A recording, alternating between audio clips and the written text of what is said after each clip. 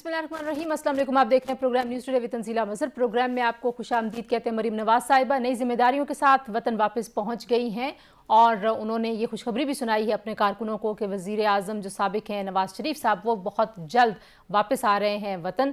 और पाकिस्तान मुस्लिम लीग नवाज के अंदर की टूट फूट के हवाले से उनसे सवालात किए गए जी। कुछ उसका एनालिसिस आज के प्रोग्राम में करेंगे। कितना बड़ा चैलेंज है मरीम के लिए पंजाब में, क्या वाकई पाकिस्तान मुस्लिम लीग नवाज की मकबूलियत कम हो गई है और इसको वो कैसे संभालेंगी। उनसे शायद हकान अब्बासी साहब और मिफ्ता इस्माइल साहब के हवाले से भी बातचीत हुई। और जब मरीम साहिबा का इस्तकबाल हो रहा था, कारकुनों की एक बड़ी तादाद उनके इस्तकबाल के लिए मौजूद थी, उस वक्त पेशावर में री इमेजिनिंग पाकिस्तान का दूसरा सेमिनार हो रहा था, जिससे बात करते हुए शायद हकान अब्बासी साहब ने कहा है कि इस मुल्क में जो कुछ गलत हुआ उसमें सब हिस्सेदार हैं, चाहे वो इस्टेब्लिशमेंट हो, चाहे वो अदलिया हो, चाहे सियासी जमातें हों, चाहे ब्यूरोक्रेसी हो, तो सबको मिलकर इस मुल्क को इन मुश्किलात से निकालना है। क्या कौमी इत्तेफाक राय के लिए की जाने वाली ये कोशिश कोई नतीजा भी ला सकेगी या नहीं, आज के प्रोग्राम में कुछ इस हवाले से भी बात करेंगे। फवाद चौधरी साहब को 2 रोज़ा जो जिस्मानी रिमांड है उसमें वो तोसी दे दी गई है जी। पुलिस की ये इस्तदाद थी अदालत से, ये क्या इंतकामी कार्रवाई है या वाकई फवाद चौधरी साहब को जो उन्होंने बयानात दिए उस पर तो ज़ाहिर दो राय नहीं है कि ख़ानदानों को थ्रेट करना नामुनासिब था, लहजा नामुनासिब था, तरीक़ाकार फवाद चौधरी साहब को डील करने का भी गलत है, लेकिन उनको भी दुरुस्तगी करनी चाहिए अपने बयान में, जिसके लिए बहरहाल अभी तक वो राज़ी नहीं है। उनकी फ़ैमिली को उनसे मिलवाना चाहिए, उनका आइनी और कानूनी हक़ है। इसके ऊपर बात करेंगे कि कौन मना कर रहा है और कौन ऐसी मुश्किलात पैदा कर रहा है जिसके लिए हुकूमत की कोई नेक नामी नहीं हो रही, ना इलेक्शन कमीशन की नेक नामी हो रही है जी। और फिर इमरान खान साहब ने जो जरदारी साहब पे इल्ज़ाम लगाया है, वो पाकिस्तान पीपल्स पार्टी कहती है या वो इल्ज़ाम साबित करें या फिर वो झूठे अगर साबित होते हैं तो फिर उनके खिलाफ कार्रवाई की जाए, क्योंकि काफ़ी खौफनाक और काफ़ी संगीन ये इल्ज़ाम है। ये वो तमाम मामलात हैं जो अपने प्रोग्राम में अपने मेहमानों के सामने रखेंगे। इलेक्शंस की ताख़ीर के बारे में बहुत ज़्यादा बातें हो रही हैं, क्या आइन में इसका कोई रास्ता है और मौजूदा सेटअप को इससे क्या फ़ायदा होगा। मेरे साथ पहले हिस्से में मौजूद होंगे पाकिस्तान पीपल्स पार्टी के मरकज़ी रहनुमा कमर ज़मान कायरा साहब और दूसरे हिस्से में हमारे साथ मौजूद होंगे सीनियर सहाफ़ी मज़हर अब्बास साहब और सुलेमान आबिद साहब जी। बहुत शुक्रिया कायरा साहब वक्त देने के लिए। सबसे पहले तो यही बताइए कि इमरान खान साहब ने जरदारी साहब के ऊपर बड़ा संगीन इल्ज़ाम लगाया। आज आपने उनसे मुतालबा तो किया माफ़ी का भी और इल्ज़ाम वापस लेने का भी, अगर वो नहीं लेते तो फिर आप क्या कानूनी कार्रवाई करने का इरादा रखते हैं? जी, आज हमने प्रेस कॉन्फ्रेंस में पार्टी का मौक़िफ़ बड़ा वाज़ेह तौर पर रखा है और हमने ये नहीं कहा कि बयान वापस लें। हमने कहा है कि इसकी इन्वेस्टिगेशन होनी चाहिए, सुओ मोटो अदालत को कार्रवाई करनी चाहिए।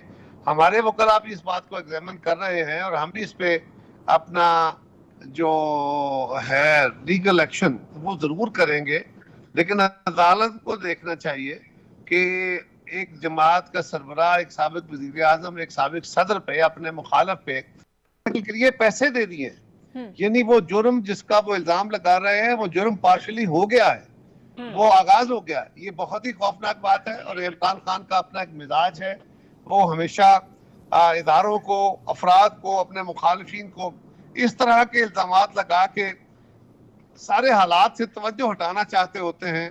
वो उनके लिए जो स्पेस कम होती जा रही है उसको रीगेन करने के लिए, सिंपैथी गेन करने के लिए ये जो ये उसी का हिस्सा है और मैं समझता हूँ ये बहुत बड़ी ज्यादती है।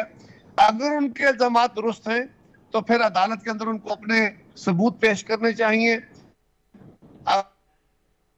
तो फिर अगर साबित हो जाए तो जो भी गुनाहगार है, जिस पे भी इल्जाम है, जिस सरबराह पे, जिस जमात पे, जिस इदारे पे, उनको सजा मिलनी चाहिए। लेकिन और अगर इल्जाम गलत है और साबित नहीं होता तो इल्जाम लगाने वाले को सजा मिलनी चाहिए। लेकिन वो कल तक तो कह रहे थे कि जरदारी साहब जो हैं वो मेरी बंदूक की नाली के निशाने पे हैं। अब अचानक उनको जरदारी साहब पे गुस्सा क्यों आ गया? आपको लगता है ये मोहसिन नकवी साहब का रिएक्शन है क्योंकि वो समझते हैं कि मोहसिन नकवी साहब जो है वो जरदारी साहब के फ्रंटमैन है? देखिए, मोहसिन नकवी साहब एक आजाद सहाफी है, उनके सारी जमातों से तल्लुक है, उनका चौधरी परवेज इलाही साहब से रिश्तेदारी है जो खान साहब के इत्तेहादी हैं और चौधरी साहब इस बात के क्लेमेंट भी हैं। लिहाजा होगा, ये भी शायद उनके जहन में हो, लेकिन बुनियादी तौर पे वो इसी तरह की गुफ्तगू करते रहते हैं। वो कभी इदारों पे इल्ज़ाम लगाते हैं, कभी अपने मुखालफों पे इल्ज़ाम लगाते हैं और इल्ज़ामात के जरिए अपनी कमजोरियां दूर करते हैं, उससे पावर ड्राइव करते हैं। ये इस दफ़ा जो उन्होंने इल्ज़ाम लगाया वो बहुत ही खौफनाक है कि मेरे मुखालफों ने या मेरे मुखालिफ जमात के सरबराह ने मेरे कत्ल के लिए दहशतगर्दों को पैसे दिए हैं जी। पैसे दे दिए हैं, ये कहा है। अच्छा। और पाकिस्तान की एजेंसी के आला ओहदेदार इसमें शामिल हैं, वो सहूलतकार बने हुए हैं। ये बहुत खौफनाक बात है, बहुत अफसोसनाक है।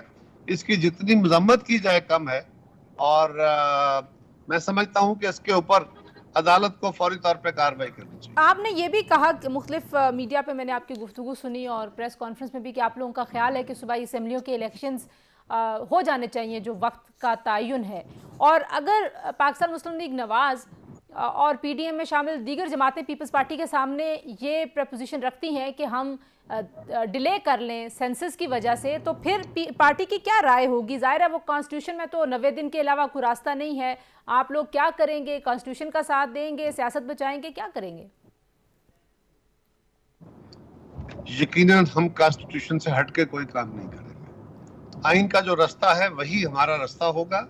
पाकिस्तान के अंदर ये आरा मुख्तलिफ है। खान साहब ने असल में इलेक्टोरल प्रोसेस को इतना बेमानी बना दिया है और इतना इसका तमस्कर बना दिया है कि अब ये वैसे ही अजीब लग रहा है। इसलिए कि कुछ इलेक्शन जो हैं कौमी असम्बली के वो पहले होंगे, उस पर 8-10 अरब रुपया खर्च होगा। फिर 2 सूबाई असम्बलियों के इंतखाब होंगे, उस पर को 15-20 अरब खर्च होगा। फिर 2 असम्बली और कौमी असम्बली के सारे मुल्क में इलेक्शन होंगे, उस पर को 25-30-40 अरब खर्च होगा। तो ये इतना बड़ा एक्सपेंडिचर, पाकिस्तान जो एक एक रुपए को तरस रहा है और एक एक रुपया बचा रहा है, इतना बड़ा एक्सपेंडिचर सिर्फ किसी की ख्वाहिश पूरी करने के लिए या उसको अपनी सियासत चमकाने के लिए रियासत की बुनियाद पे ये पैसे इतने खर्च करने, ये बहरहाल अचंभे की बात है। लेकिन आइन का तकाजा बड़ा वाज़ेह है और अगर कोई अदरवाइज कोई सूरत हाल होती है तो उसके ऊपर मेरी जमात का मौक़िफ़ मेरा ख्याल है कि हम तो आइन के साथ ही खड़े होंगे। ये भी बताइए कि ज़ाहिर मईशत को एक जवाज़ बनाने की कोशिश कर रही है, बिलखुसूस अगर पाकिस्तान मुस्लिम लीग नवाज से जो आवाज़ें आती हैं और फिर हमदुल्ला साहब जो कि पीडीएम के स्पोक्स पर्सन हैं, तो जो मुआशी फ़ैसले हुकूमत कर रही है, पाकिस्तान पीपल्स पार्टी जो है वो ड्यूली कंसल्टेशन के बाद वो फैसले होते हैं आप लोगों के साथ, या समझा जाए कि फाइनेंस मिनिस्टर उनके हैं तो ये फैसले उनके हैं? नहीं जी, ये हुकूमत के फैसले होते हैं। फाइनेंस मिनिस्टर अपने तौर पे जितना मुमकिन है अच्छे फैसले करने की कोशिश कर रहे हैं। इससे पहले मिफ्ता साहब ने भी बड़े मेहनत करके फैसले किए। हुकूमत की आशीर्वाद उनको होती है और हम सबके फैसले हैं। लेकिन अगर डॉलर कंट्रोल नहीं हो रहा, महंगाई कंट्रोल नहीं हो रही, हालात दुरुस्त नहीं फौरी तौर पे हो रहे, तो इसमें टाइम लगना है। ये नहीं होता कि कोई 1 महीने में, 10 दिन में, 12 दिन में, 15 दिन में पाकिस्तान या किसी मुल्क की भी इकोनॉमी जो है वो बिल्कुल एक टर्न ले लेगी और उसमें बेहतरी के जो वाज़ेह आसार आ जाएंगे। एक हफ्ते 10 दिन में या महीने में महंगाई कंट्रोल हो जाएगी। ये लॉन्ग टर्म इश्यूज होते हैं। खराबियां पैदा होते होते भी होती है, टाइम लगता है, लेकिन खराबियों को दूर करते हुए टाइम लगता है। लेकिन अगर ये वाज़े तौर पे आप लोगों को नजर आ रहा हो कि आप लोग हार जाएंगे इलेक्शन इस इकोनॉमिक सिचुएशन में, इतनी महंगाई में, तो फिर भी आप समझते हैं कि इलेक्शन में जाना आईनी मुद्दत के मुताबिक ही जाना चाहिए? जी, मैं बिल्कुल यही समझता हूं और मैं इसका बड़ा वादेदाई हूं। ऐसा ही होना चाहिए। जहां तक ताल्लुक यह है कि इलेक्शन पोस्टपोन किए जाए, किसी का ख्याल अगर होगा तो कोई रीजन उसके पास होगी, मैं तो उस बात का हामी हूँ। हाँ, ये बात भी कह रहा हूँ कि इसके बहुत बड़े अखराजात हैं, लेकिन खान साहब ने इसको नॉन सीरियस सा माहौल बना दिया है जो अफसोसनाक है। बट जो मैंने अर्ज किया कि आइन का तकाजा है और आइन को फ्री विल के तहत इस्तेमाल करना चाहिए, आइन को मजबूरी के तहत नहीं। कायरा साहब ये भी बताइए कि जाहिर है आप लोग तो बुनियादी आज़ादियों के सबसे बड़े दाई हैं, सारी सियासी जमातों में सबसे ज़्यादा आप लोग शोर मचाते हैं।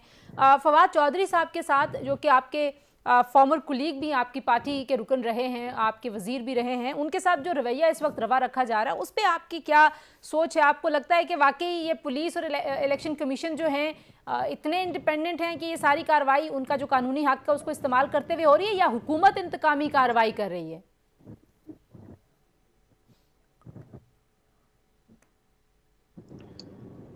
देखिए तंजीला, ये हुकूमत पे इल्जाम लगाने से पहले आपका हक है, जरूर लगाइए, लेकिन इल्जाम लगाने से पहले एक चीज सोचिए। आप अगर ये कह रही हैं कि ये इंतकामी कार्रवाई हो रही है और हुकूमत के कहने पे हो रही है, तो उसका मतलब है आप ये भी कह रही हैं कि इलेक्शन कमीशन ने ये जो केस दर्ज कराया है ये हुकूमत के कहने पे कराया है।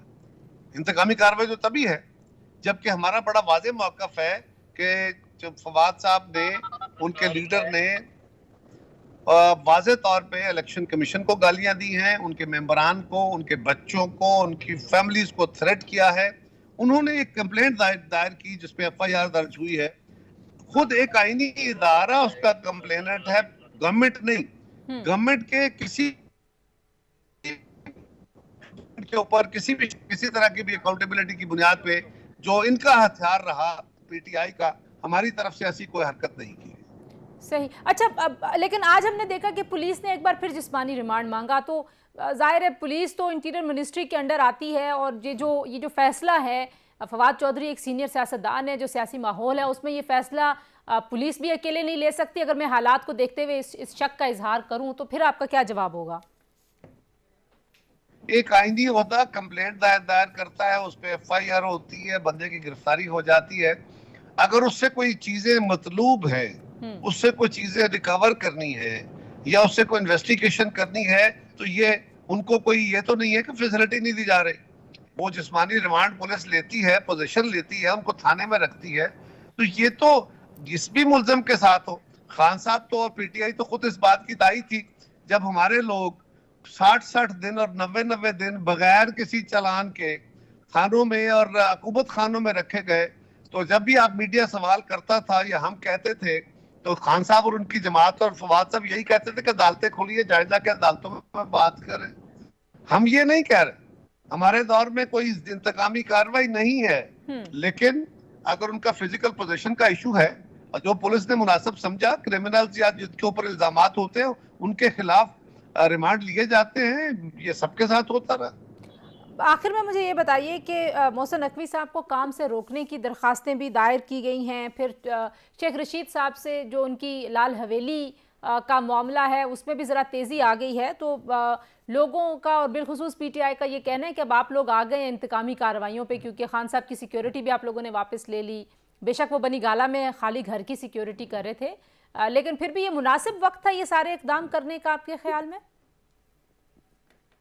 इतनी तंजीला एक खाली घर के गिर्द खड़े हुए लोगों को क्यों ना बुला लिया जाए? क्या उस घर की दीवारों की सिक्योरिटी करनी है कि उस घर के मकीन की? और मकीन इस्लामाबाद में नहीं, लाहौर में है, और उनको भरपूर सिक्योरिटी पंजाब से भी हासिल है, केपीके से भी हासिल है, कश्मीर और गिलगित बल्तिस्तान से भी है, उनके अपने लोग भी हैं जो जब इस्लामाबाद आएंगे फिर भी जो रिक्वायर्ड सिक्योरिटी होगी उनको मिलेगी। वो आए तो सही, वो आते ही नहीं है। दूसरा, हमारी तरफ से कोई इंतकामी कार्रवाई न कल थी, न आज है, ना हम उनके खिलाफ कोई इंतकामी कार्रवाई का इरादा रखते हैं। वरना बड़ा आसान कुलिया था, रास्ता खुद इमरान खान ने दिया हुआ है। वो लोगों पे केस बनाते थे नैब के और 60 दिन बगैर पुलिस कस्टडी में या अदालत में पेश किए आप उनको रख सकते हैं। तो ये काम तो हम इनके साथ आसानी से कर सकते थे, और फिर नैब में जाके ये प्रूफ करते रहते 6 महीने बाद जाके, साल बाद, जिस तरह हमारे लोगों के साथ होता रहा।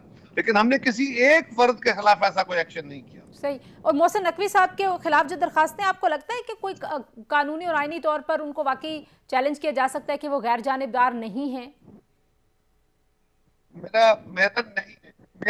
मेरा नहीं ख्याल कि ऐसा मुमकिन है, ना ही अदालत इनको एंटरटेन करेगी। वो एक आईनी तरीके से काम हुआ है और मोहसिन नकवी पे एतराज नहीं है। इमरान खान को हुकूमत वक्त की जमातें जो भी फैसला करेंगी उससे इख्तलाफ है। वो आहद चीमा को ले लेते तो इससे बड़ा एतराज होता। जो भी गवर्नमेंट का नामी नहीं होता उसके साथ यही सलूक करते हैं इमरान खान। ये उनका वतीरा है, ये उनका स्टाइल है। एक जो प्रोजेक्ट अभी शुरू हुआ है री इमेजिनिंग पाकिस्तान, उसमें आपके पार्टी के वो रुकन उसको लीड कर रहे हैं जिनको डिसेंट के ऊपर पार्टी छोड़नी पड़ी, और उन्होंने कहा था कि मुझे पैगाम मिला कि मैं सेनेटरशिप छोड़ दूं। हालांकि पंजाब में, आप खुद पंजाब के सदर हैं, पंजाब में पीपल्स पार्टी के पास बहुत कम ऐसे लोग हैं जो इतने वोकल हों, जो इतने इफेक्टिव हों। तो इस री इमेजिनिंग पाकिस्तान के बारे में आप क्या सोचते हैं? क्या ये सोचा जाए कि इन लोगों को अपनी जमातों के अंदर सुनवाई नहीं मिली, जो इनकी जो ये बातें कर रहे हैं, जो हल पेश कर रहे हैं पाकिस्तान के मसाइल का, अगर उनकी जमातें सुनते तो ज़्यादा बेहतर ना होता? देखिए, हर फर्द का ये इंडिविजुअल हक है, वो जमात के अंदर रहे, वो जमात को छोड़ के जाना चाहे, वो किसी दूसरी जमात में चला जाए, वो अपनी जमात तश्कील दे ले, ये तो सबका हक है। किसी को पाबंद नहीं किया जा सकता, किसी से प्रोनोट नहीं लिखाया जा सकता। जमातों का एक डिसिप्लिन होता है कि आप जमातों के अंदर रहते हुए पॉलिसीज के ऊपर तनकीद करते हैं, और हम बदरजा उतम करते हैं, बहुत ज्यादा तनकीद करते हैं। और हमारे बाकी साथी जो इस वक्त जिनका आप जिक्र फरमा रही हैं, वो भी अपनी अपनी जमातों में भरपूर तनकीद करते रहे हैं, और हमारी जमात में तो ये तनकीद का बड़ा माहौल है। मुस्तफा नवाज हमारे भाई हैं छोटे, मुझे बहुत प्यार है उनसे, लेकिन ये जमाती फैसला है और जमात का डिसिप्लिन यही तकाजा करता है। उनके पास हर कान अवेलेबल था, हर फोरम अवेलेबल था। आप जो बातें आपने मीटिंग्स में एक पार्टी में बैठ के करनी है, वो मीडिया के जरिए नहीं करनी होती। यही पार्टी का डिसिप्लिन है। पार्टी के अंदर बैठ के मेरी राय पार्टी की अमूमी राय से इख्तलाफ कर सकती है, लेकिन मेजोरिटी की राय के साथ चलना जमहूरियत भी है और पार्टी डिसिप्लिन भी है। आखिर में ये भी बता दीजिए कायरा साहब के जो इस वक्त मुआशी सूरत हाल है, महंगाई बढ़ने के इम्कानात हैं, क्या आपकी सोच है कब तक ये हुकूमत कुछ बेहतरी की तरफ जा सकेगी? IMF के ऊपर अब अमल दरामद आप लोग करने लगे हैं, बड़ा लेट नहीं हो गए ये तमाम फैसले जो ज़रा जल्दी करने चाहिए थे? तंजीला, ये फैसले पहले भी हमने किए। जो IMF की शराइत खान साहब मान के गए थे और फिर उन्होंने खुद उससे एतराज किया था, जिसके नतीजे में ये सारी तबाही शुरू हुई है। जो सब्सिडियां वो बढ़ा के गए थे, हमने वो विड्रा की हैं। हमने तेल महंगा किया है, बिजली महंगी की है, गैस महंगी की है, बिल्कुल की है। और हमने वो फैसले किए जिससे लोग नाराज हुए, लेकिन लोगों की नाराजगी तो राजी हो जाएंगे। पाकिस्तान का नुकसान होना तो मुमकिन नहीं है ना, लिहाजा हमने उसको बचाने की कोशिश की है। अब भी कर रहे हैं, आइंदा भी करेंगे। मेरा ख्याल है कि लोगों को बखूबी इस बात का अंदाजा है, और हमारी कोशिश यही है कि जल्द अवाम को रिलीफ मिल सके।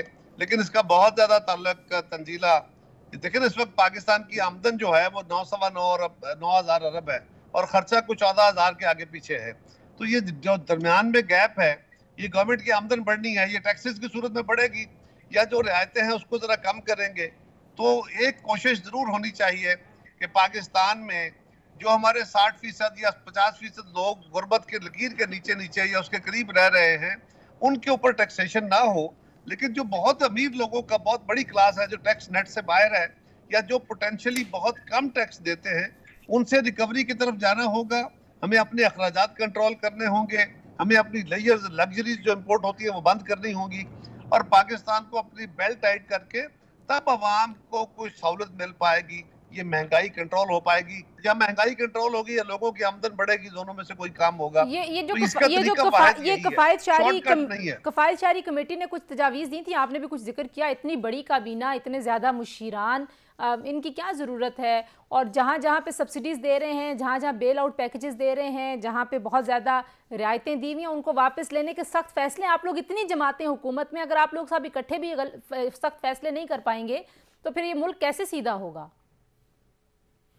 कौन नहीं कर पाएंगे, हम तो कर रहे हैं। सवाल तो ये है कि हम जब वो मुश्किल फैसले करते हैं तो आप मीडिया ही हमें कहते हैं कि ये आप क्या कर रहे हैं, आप अवाम के अच्छे नुमाइंदे, आप अवाम पे बोझ डाल रहे हैं। तो आप हमें बता दें, या कोई इकोनॉमिस्ट हमें बता दे, या दुनिया का कोई इकोनॉमिस्ट आपकी नजर में, उससे आप राय ले ले कि कोई ऐसा कुलिया हो कि अवाम पे बोझ भी ना आए, टैक्स भी ना बढ़े, पाकिस्तान की सब्सिडियां भी जारी रहें और कर्जे भी कम हो जाए, हुकूमती अखराजात, आप हमें कुलिया ले। हुकूमती अखराजात कम करने से आगाज करें ना, तो वो ऑप्टिक्स बड़ी अच्छी होगी। मैं गुजारिश करता हूँ, ऑप्टिक्स तो करने चाहिए, लेकिन काम ऑप्टिक्स से नहीं चलता, काम रियलिटी से चलता है, और उसके लिए करने जा रहे हैं, कुछ किए हैं। और ये जो 76 रुकनी काबीना का बार बार जिक्र करते हैं, पहले मीडिया वालों को चाहिए कि इसकी प्रॉपर इन्वेस्टिगेशन कर लें, इसकी तहकीक किए बगैर ये कंडेमिनेशन ना करें। जो special assistant to prime minister होते हैं, जिनकी तादाद को 30 के करीब है, वरना बाकी हमारी काबीना उतनी है, वो तनख्वाह नहीं लेते, उनको कोई टीए नहीं मिलता, ना उन्होंने कोई नई गाड़ियां ली हैं, ना उनके लिए नए दफ्तर बने हैं, ना कोई नई हायरिंग हुई है। मैं तो सिर्फ सियासतदानों का कह रही नहीं, मैं सिर्फ सियासतदानों का नहीं कह रही, मैं तो कह रही हूँ वो तमाम मराद याफ्ता। आपने कहा ना, आपने काबीना का जिक्र किया। जी, मैं कह रही हूँ कि काबीना के साथ मैं कह रही हूँ काबीना के साथ जजेस हैं, बहुत सारे और शोबे हैं जहाँ पे बहुत रियायतें हैं, ये मुल्क इतना अफोर्ड नहीं करता, तो आप वापस लें वो रियायतें उनसे। ये तो फिर आप बात करें, हम भी करते हैं, हम भी करेंगे, आप भी करें। आपने तो अनटचेबल्स को छेड़ना शुरू कर दिया। अदालत की बात करेंगे तो अदालत हमें करने देगी, वहां तो कंटेम्प्ट लग जाएगी भाई। Thank you so much Kaira साहब हमसे बात करने के लिए। जी, पाकिस्तान पीपल्स पार्टी के मरकजी रहनुमा और वफाकी वज़ीर हमसे बात कर रहे थे कमर ज़मान कायरा साहब। आपने गुफ्तगू सुनी। यहाँ पर ब्रेक लेते हैं, ब्रेक के बाद वापस आएंगे तो हमारे साथ मौजूद होंगे सीनियर सहाफ़ी मज़हर अब्बास साहब और सलमान आबिद साहब, जो सियासी सूरत हाल बनी हुई है और इस मुल्क ने कैसे आगे बढ़ना है उनसे पूछेंगे और उनसे जानेंगे। हमारे साथ रहिए।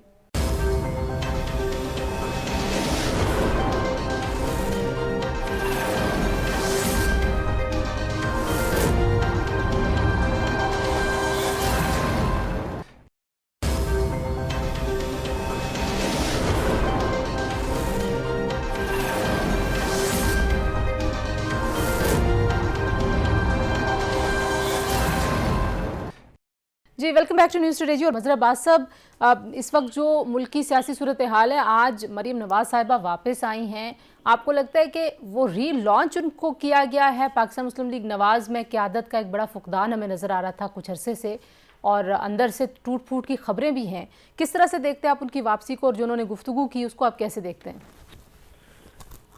देखिए, अभी वो वापस आई हैं, जाहिर है वो कई महीने बाद वापस आई हैं और एक नई उनको जिम्मेदारी दी गई है, जिसमें सबसे अहम चीज़ ये है कि उन्हें चीफ ऑर्गेनाइजर बनाया गया है। पार्टी के अंदर उनके हवाले से अंदरूनी खाना तो बहुत से सवालात हैं और जाहिर है पार्टी के अंदर कुछ बहुत से सीनियर लोग हैं, उनकी अपनी रिजर्वेशन हैं, लेकिन उन्हें भी ये पता है और दूसरों को भी पता है कि मरीम नवाज साहिबा नवाज शरीफ के बाद वो एक तरीके से लोगों को कम से कम वर्कर्स से बहुत ज्यादा अटैच्ड हैं और इससे पहले उन्होंने ये साबित भी किया है कि वो क्राउड पुलर हैं। लेकिन आज की जो सूरत हाल है, उनके सामने बहुत से ऐसे चैलेंजेस हैं जिसके लिए शायद उन्हें बहुत मुश्किलात का सामना करना पड़ेगा। मैंने आज की तकरीर में इसाफदार का जिक्र किया, मिफ्ता का जिक्र नहीं किया। लेकिन मज़हर साहब, जो अब वो बयानियाँ लोग दावा कर रहे हैं कि वो अब एंटी इस्टेब्लिशमेंट बयानियाँ बनाएंगी और ज़ाहिर खान साहब वो बयानियाँ बहुत मौसर अंदाज में बहुत आगे लेके जा चुके हैं, तो आपको लगता है कि कहीं वो एंटी इस्टेब्लिशमेंट बयानियाँ अगर मरीम बनाएंगी तो वो मौजूदा हुकूमत के लिए बिलखुसूस शहबाज शरीफ साहब के लिए मुश्किलात पैदा कर सकता है? मेरा नहीं ख्याल कि वो बहुत ज़्यादा एंटी इस्टेब्लिशमेंट बयानियाँ बनाएंगी, क्योंकि उनके सामने असल चीज़ ये नहीं, असल चीज़ ये कि वो अब ज़िमनी इलेक्शन अगर 90 रोज़ में होते हैं तो ज़िमनी इलेक्शन में क्या पैगाम लेके जाएंगी और किस तरीके से ज़िमनी इलेक्शन में मुस्लिम लीग नून को वो जो है वो जितवा पाएंगी। तो ये इनके लिए एक बड़ा, इमरान खान पे महज तनकीद करना काफ़ी नहीं होगा, इस्टेब्लिशमेंट पे बहस तनकीद करना काफ़ी नहीं होगा। उन्हें ये भी अपने वोटर को बताना पड़ेगा, जिस तरह आज भी उन्होंने तकरीर की इब्तिदा इसी बात से की कि उन्हें पता है कि महंगाई है, उन्हें पता है कि लोगों के मुश्किलात है। तो अब इन 10 महीनों की जस्टिफिकेशन तो ये होगी ना कि अगर मुश्किलात हैं, महंगाई है, तो उससे वो निकालने में क्यों कामयाब नहीं हो रहे। कोई एक इक़दाम ऐसा नहीं है कि जिससे लोगों को रिलीफ। सलमान आबिद साहब, अभी मज़हर अब्बास साहब ये कह रहे हैं कि मरीम साहिबा के लिए ज़ाहिर चैलेंज बहुत बड़ा है, जो मुआशी चैलेंज है वो बहुत बड़ा है। आज आपने देखा उन्होंने कहा कि वो पंजाब का दौरा भी कर रही हैं। आपको लगता है कि ये जो सारी एक्टिविटी है कहीं ना कहीं सारी जमातें अब इलेक्शन मोड में जा रही हैं? आपको भी ऐसे ही लग रहा है? और मरीम के लिए आपके ख्याल में बड़ा चैलेंज क्या है? देखिए, पहली बात तो यह है कि अमली तौर पर अगर आप कॉन्स्टिट्यूशनली भी देखें और पॉलिटिकली भी देखें, मामलात तो इंतखाबात की तरफ ही जाएंगे। और जब आप कौमी असम्बली के 123 नशिस्तों के इंतखाबात और 2 सूबाई इंतखाबात करवाएंगे तो फिर वो एक जनरल इलेक्शन का सिनेरियो ऑटोमेटिकली बन जाएगा। इसलिए पॉलिटिकल पार्टीज अगर कॉन्स्टिट्यूशन के ऊपर अमल करते हुए आगे बढ़ेंगी तो अमली तौर पर आपको इलेक्शन ईयर में जाना पड़ेगा, पहली बात। दूसरी बात यह है कि मरीम नवाज जो है वो यकीनी तौर पे पार्टी का एक बड़ा असासा है और उनको बड़ा कहा जाता है, पॉपुलर पॉलिटिक्स है, नवाज शरीफ उन्हें अपना मुतबादिल समझते हैं, लेकिन खेल इतना आसान नहीं है मरीम नवाज के लिए जितना बहुत से लोग समझ रहे हैं। अच्छा, देखिए, पहला उनका चैलेंज ये है कि उनको इमरान खान के मुकाबले में एक अल्टरनेट नैरेटिव चाहिए। वो जो इमरान खान ने बयानिया बनाया हुआ है उस बयानियों को वो कैसे काउंटर करेंगी और उसके मुकाबले में अपना क्या एक जो है ना नैरेटिव बिल्ड करेंगी। पहला कॉन्टेक्स्ट तो उनका ये है, क्योंकि आज के दिन तक तो मुस्लिम लीग नून के पास कोई नैरेटिव नहीं है। वो जो नैरेटिव था वोट को इज्जत दो, वो तो बीच चौराहे पे जो है ना उसकी हांडी जो है वो फूट चुकी है, वो टूट चुकी है, उसमें अब कुछ नहीं रहा। लेकिन अगर ये जो खबरें आ रही थी कि वो एस्टेब्लिशमेंट के खिलाफ अब बोलेंगी और नवाज शरीफ साहब को जैसे निकाला गया, आज उन्होंने जिक्र भी किया जैसे निकाला गया, तो अगर एस्टेब्लिशमेंट के खिलाफ बोलेंगी तो फिर वो अपने अपने लिए इक़्तिदार का रास्ता और दूर कर देंगी ना। पाकिस्तान में एस्टैब्लिशमेंट एक हकीकत है। आज देख लीजिए, इमरान खान भी इस वक्त काफी डिस्टेंस पर नजर आ रहे हैं एस्टैब्लिशमेंट के साथ, और अगर मरियम ने भी वो एटीट्यूड इख्तियार किया तो फिर मरियम के लिए भी इक़्तिदार की पॉलिटिक्स तो मुश्किल हो जाएगी। अच्छा, मैं नहीं समझता कि वो एस्टैब्लिशमेंट को चैलेंज करेंगी, वो ये गलती नहीं करेंगी। एक बात। अच्छा, दूसरा जो उनका जी चैलेंज बता दीजिए फिर मज़हर साहब। दूसरा उनका बड़ा चैलेंज ये है कि उनकी पार्टी के अंदर उनकी लीडरशिप के ऊपर कंफ्यूजन है। यानी वो जो नवाज शरीफ साहब ने उनको मुतबादल लीडर बना के भेजा है, उसमें खाकान अब्बासी हो, ख्वाजा आसिफ साहब हो, शहबाज शरीफ हो, हमजा शहबाज हो, और सलमान शहबाज भी अब उनकी भी एंट्री हो गई है, और ख्वाजा साद रफीक भी है। बहुत से लोग उनकी नवाज शरीफ को तो वो लीडर मानते हैं, लेकिन मरियम की लीडरशिप के अंदर वो शायद उतना कंफर्ट नहीं है जितना वो कंफर्ट उनको ठीक होना हो गया। चाहिए। अच्छा सलमान साहब, दूसरा बड़ा चैलेंज जी सलमान साहब, मुझे ये भी बताइए कि अभी मज़हर साहब ये कह रहे थे कि ताखीर जो है वो किसी सूरत इंतखाबात में फ़ायदेमंद नहीं होगी। अब आपको भी लगता है कि कोई इलेक्शन में ताखीर की कोशिश हो रही है, कुछ सोच विचार है? देखिए, बात यह है कि मुझे क्यों लगता है, ये तो हुकूमत को कह रही है। अगर आप एहसन इकबाल साहब का मौक़िफ़ सुने, आप ख्वाजा आसिफ साहब का मौक़िफ़ सुने, आप राना सनाउल्लाह का मौक़िफ़ सुने, फजलुर रहमान की मौक़िफ़ सुने, तो सब कह रहे हैं कि इंतखाबात नहीं होने चाहिए। लेकिन ये नून लीग में ज्यादा आवाज नजर आती है ना। पीपल्स पार्टी उस तरह से बार बार ये कह रही है कि वक्त पर होने चाहिए। नून के अंदर भी ऐसे लोगों से मेरी बात हुई है जो कहते हैं कि वक्त पर होने चाहिए। अभी शाहिद खान अब्बासी साहब ने आज जो वो री इमेजिनिंग पाकिस्तान सेमिनार से बात की, उन्होंने भी कहा वक्त पर होने चाहिए। तो नून के अंदर भी ऐसी आवाजें हैं।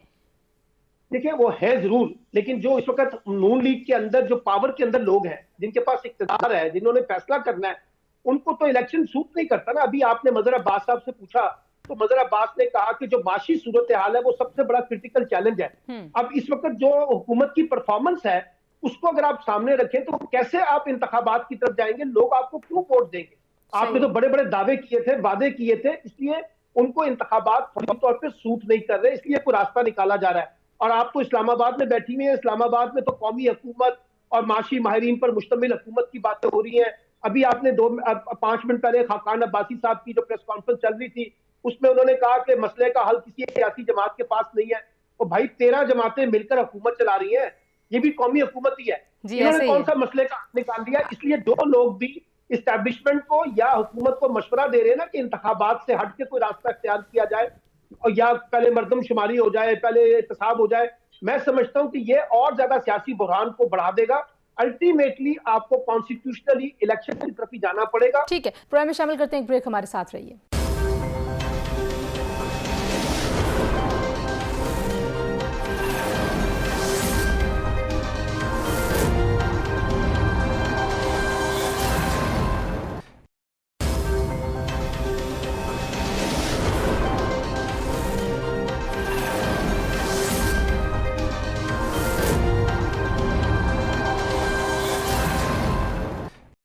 जी welcome back to news today. जी, और मज़हर साहब, आपने भी लफ्ज़ इस्तेमाल किया था अगर, तो आपको लगता है कि मौजूदा सेटअप में कोई ऐसी सोच विचार है कि सूबाई हुकूमतों के इंतखाबात ताख़ीर से हों, और इसका कोई फ़ायदा आपको लगता है होगा मौजूदा हुकूमत को या निज़ाम को? इससे क्या फ़ायदा नुकसान होगा?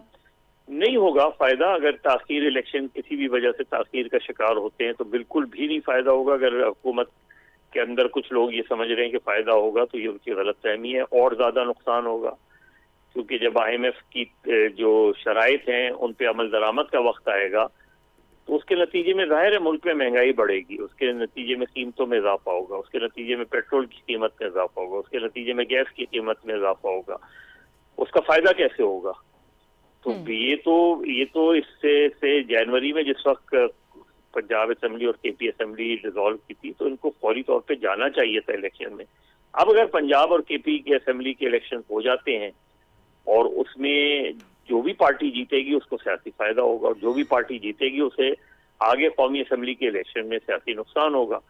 इसीलिए गालिबन वो ये चाह रहे हैं, किसी तरह कोशिश कर रहे हैं कि इलेक्शन मुलतवी हो जाए। अच्छा, अब इमरान खान साहब की भी जरा बात कर रहे हैं इलेक्शन की बात के साथ साथ, कि उन्होंने कल जरदारी साहब के ऊपर भी एक बहुत संगीन इल्ज़ाम लगाया है। आज पाकिस्तान पीपल्स पार्टी का रिस्पॉन्स भी आपने देखा। आपको लगता है कि वो वापस कोई सियासी धारे में आने में इंटरेस्टेड हैं खान साहब, या वो अपनी जो एग्रेसिव सियासत है उसी को जारी रखेंगे? उनको क्या मशवरा आप देते हैं जिस तरह वो लूज करते जा रहे हैं? आपको लगता है वाकई लूज कर रहे हैं? एनालिसिस क्या है आपका? नहीं, पहली चीज ये कि मेरा काम किसी को मशवरा देना नहीं है। ये जो उनकी सियासत है मैं उस पर तबसरा कर सकता हूँ, मैं उन्हें मशवरा नहीं दे सकता। जी एनालिसिस का लफ्ज़ इसलिए मैंने इस्तेमाल मैंने इसलिए एनालिसिस का लफ्ज़ इस्तेमाल कर लिया। हाँ।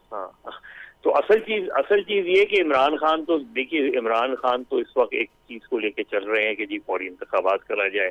उन्हें ये लग रहा है कि इंतखाबात के नतीजे में इस वक्त वो समझते हैं कि वो उनकी पार्टी कंफर्टेबली जीत जाएगी, इसलिए वो सारी कैंपेन बिल्ड कर रहे हैं इंतखाबात की, चाहे वो पंजाब सूबाई असम्बलियों के इलेक्शन हो या कौमी असम्बली के इलेक्शन हो।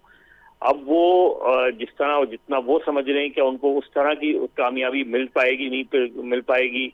तो कराची हैदराबाद में लोकल बॉडीज इलेक्शन हुए, उसमें उनकी परफॉर्मेंस अच्छी नहीं थी।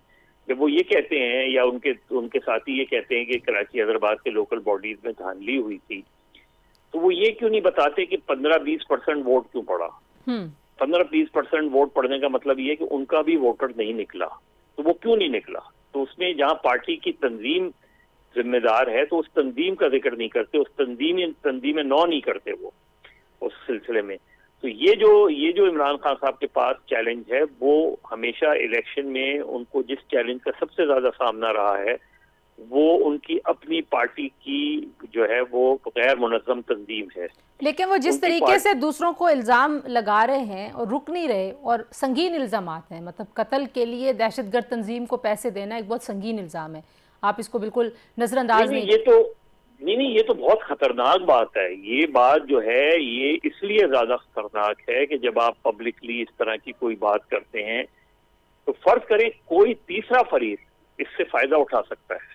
जी अच्छा मज़हर साहब, आखिर में अगर ब्रीफ सा आप कमेंट कर सकें जो कुछ फवाद चौधरी साहब के साथ हो रहा है और उनकी अहलिया की गुफ्तगू आपने सुनी होगी, किस तरह से देखते हैं आप? क्या ये सारी कार्रवाई करने से हुकूमत को, इलेक्शन कमीशन को कोई फ़ायदा हो रहा है? उनके खिलाफ तो ज़ाहिर है पहले ही एक बहुत मतलब एक ऐसा बयानिया बन चुका है जो उनके लिए बड़ा डैमेजिंग रहा है।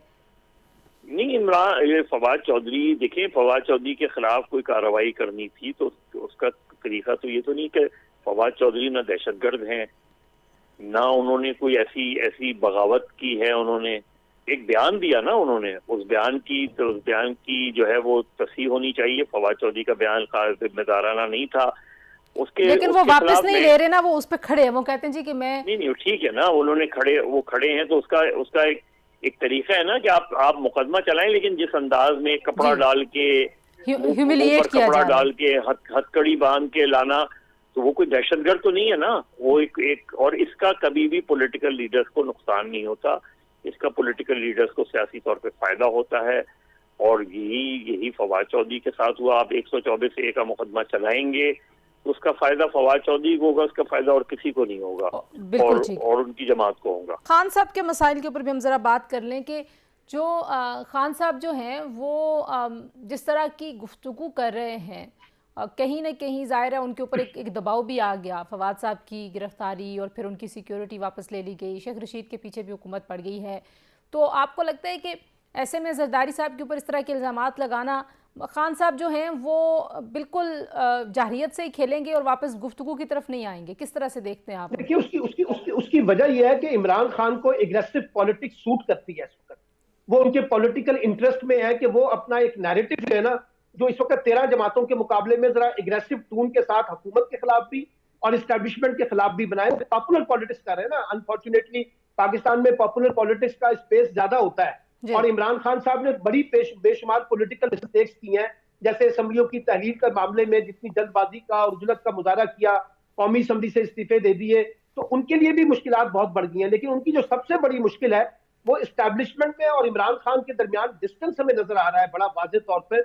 और वो डिस्टेंस जो है उसका इजहार वो खुद भी कर रहे हैं। वो कह रहे हैं कि जनाब मेरे इस्टेब्लिशमेंट के साथ मामलात वो नहीं है जो होने चाहिए थे, और वो बहुत से जो खराबियां पैदा हो रही हैं जो उनको नजर आ रही है वो उसका मलबा भी इस्टेब्लिशमेंट पे डालते हैं, जिसकी वजह से इमरान खान और इस्टेब्लिशमेंट के ताल्लुकात ठीक नजर नहीं आ रहे। और दूसरी बात वजह यह है कि जो उन्होंने सोचा हुआ है, यानी ये कॉन्स्टिट्यूशनरी इलेक्शन हो जाएंगे, अगर वो इलेक्शन नहीं होते तो फिर इमरान खान साहब के लिए और मसाइल बढ़ जाएंगे। अगर उसमें कोई बुरी सेटअप आ जाए, कोई कौमी हुकूमत बन जाए, कोई बिल्कुल ठीक है, सेटअप बन जाए, ठीक है। आखिर में मुझे तो जी सलमान साहब, आखिर में मुझे आपसे भी यही पूछना है, फवाद चौधरी साहब के साथ जिस तरह का रवैया सामने आया है, इससे मौजूदा हुकूमत को या इलेक्शन कमीशन को कोई फ़ायदा होगा? जो एक पब्लिक ओपिनियन बिलखुसूस इलेक्शन कमीशन के हवाले से पाकिस्तान तहरीक इंसाफ बना रही है, ये इस सारे किस्से को आप समझते क्या मकसद क्या था, क्या अचीव करना मकसद था और क्या वो हुआ अचीव या नहीं हुआ? नहीं, मकसद क्या अचीव करना था? आपने फवाद चौधरी को हीरो बना दिया है और फवाद चौधरी साहब इस वक्त जो है वो एक बड़े पॉपुलर कॉन्टेक्स्ट में सामने आए हैं। देखिए ना, बात यह है कि इलेक्शन कमीशन के खिलाफ कोई तनकीद पाकिस्तान में पहली दफा तो नहीं हो रही। कितने लोगों ने तनकीद किए, सख्त अल्फाज इस्तेमाल किए। आज तक तो इलेक्शन कमीशन ने कोई अपना FIR नहीं कटवाई थी। लेकिन आपको नहीं लगता, अगर ब्रीफली बता दें कि वो जो खानदानों को धमकी देना है वो वापस ले लेना चाहिए? और तनकीद यकीनन उनका हक है, उसके ऊपर तो ज़ाहिर दो राय नहीं है कि तनकीद हक है, लेकिन इसमें भी कोई दो राय नहीं है। तो जो अल्फाज उन्होंने अदा किए हैं उस पर उनको माजरत करनी चाहिए, क्योंकि देखिए ना, बात यह है पॉलिटिक्स में आप जातियात पे ना जाएं और खानदानों तक ना जाएं, फैमिली तक ना जाएं। आपको याद होगा माजी में निहाल हाशमी, तलाल चौधरी वगैरह भी इस तरह के हरकतें कर चुके हैं और उसकी उन्होंने प्राइस भी पे की है। तो फवाद चौधरी साहब को भी इलेक्शन कमीशन पे तनकीद एक और चीज है, इलेक्शन कमीशन के लोगों के ऊपर या उनके खानदान के ऊपर जब आप करेंगे तो उसकी कोई भी हमायत नहीं। Thank you so much Salman Abid साहब, आपने गुफ्तगू सुनी जी सीनियर सहाफ़ियों और तजियाकारों की, और यकीनन पाकिस्तान में इस वक्त जो सियासत है उसमें भी हमें वे फॉरवर्ड कुछ नज़र नहीं आता। जिस तरह का तर्ज सियासत है दोनों जानिब से, और सिर्फ दोनों जानिब से नहीं, एक्चुअली मैं चारों अतराफ़ की बात करूँगी कि कोई भी इस मुल्क के लिए, इस मुल्क की मईशत के लिए, इस मुल्क के मुस्तकबिल के लिए संजीदा नहीं है। और री इमेजिनिंग पाकिस्तान का एक और सेमिनार भी आज हुआ जिसमें ये कहा गया कि सबको इकट्ठे बैठने की ज़रूरत है। ये इसका स्टेयरिंग किसके पास है री इमेजिनिंग पाकिस्तान का? कल कुछ इस हवाले से बात करेंगे। आज के लिए इतना ही। अपना ख्याल रखिए। अल्लाह हाफिज़।